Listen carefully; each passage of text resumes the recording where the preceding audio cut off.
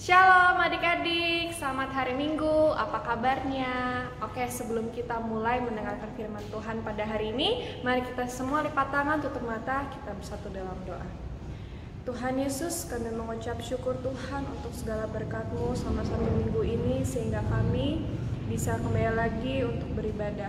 Tuhan Yesus, kiranya Tuhan berkati, baik Kak Adra yang akan menyampaikan cerita, dan adik-adik semua bisa mendengarkan dan mengerti firman Tuhan yang dibawakan. Terima kasih Tuhan Yesus, haleluya, amin. Ya, minggu ini Kak Adra akan cerita bayi yang diselamatkan dari dalam air. Jadi pada waktu itu di Mesir kan Yusuf sama saudara-saudaranya kan hidup di situ ya, tinggal di situ, dan mereka udah tua, udah meninggal, dan bangsa Israel jadi banyak di situ.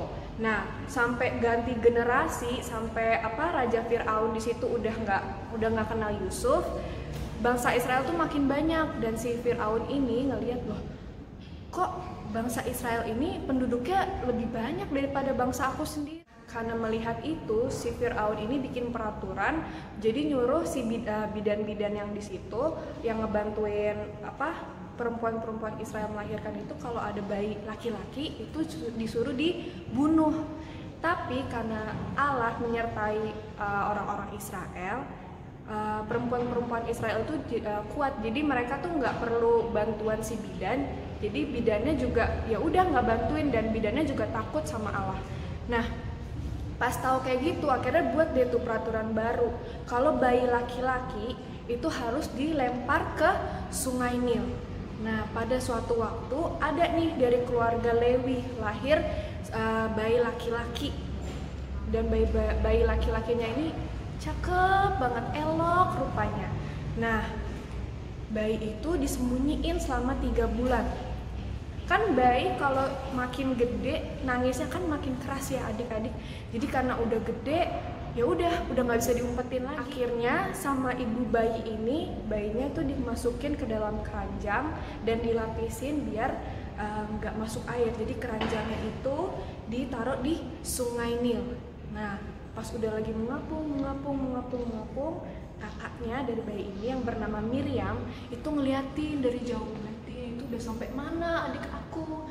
Nah, kebetulan di sungai itu ada si putri Firaun lagi mau mandi sama dayang-dayangnya. Nah, lihat dia tuh, wah, keranjang apa nih? Pas dia buka, tara, itu ada bayi. Nah, si putri Firaun bilang, oh, ini mah bayi orang Israel.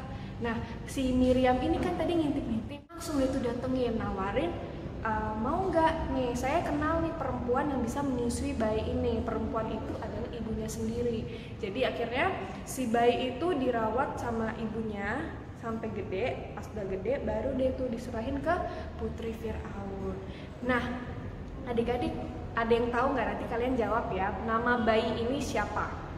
Nah, untuk aplikasinya sekarang kita belajar kalau kita itu nggak perlu takut sama orang-orang jahat. Kita bisa lihat di Ibrani 11 ayat 23 bahwa keluarga itu nggak takut sama perintahnya si Firaun, tapi dia takut sama firman Tuhan. Begitu juga dengan adik-adik ya.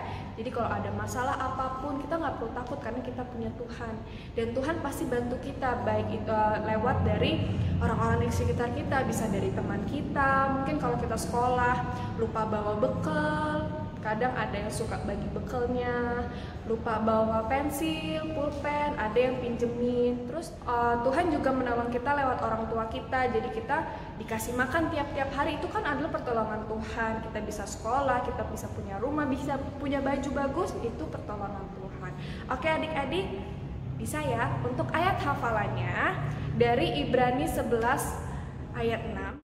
Tetapi tanpa iman tidak mungkin orang berkenan kepada Allah. Sebab barang siapa berpaling kepada Allah, ia harus percaya bahwa Allah itu ada, dan bahwa Allah memberi upah kepada orang yang bersungguh-sungguh mencari Dia. Oke, sebelum kita mengakhiri video hari ini, mari kita lipat tangan, tutup mata, kita bersatu dalam doa.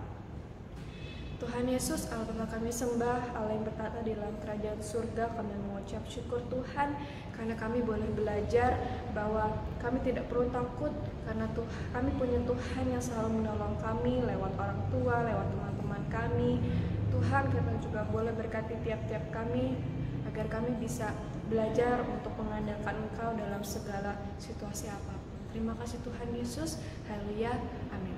Oke adik-adik, dah. Selamat hari Minggu, Tuhan Yesus memberkati.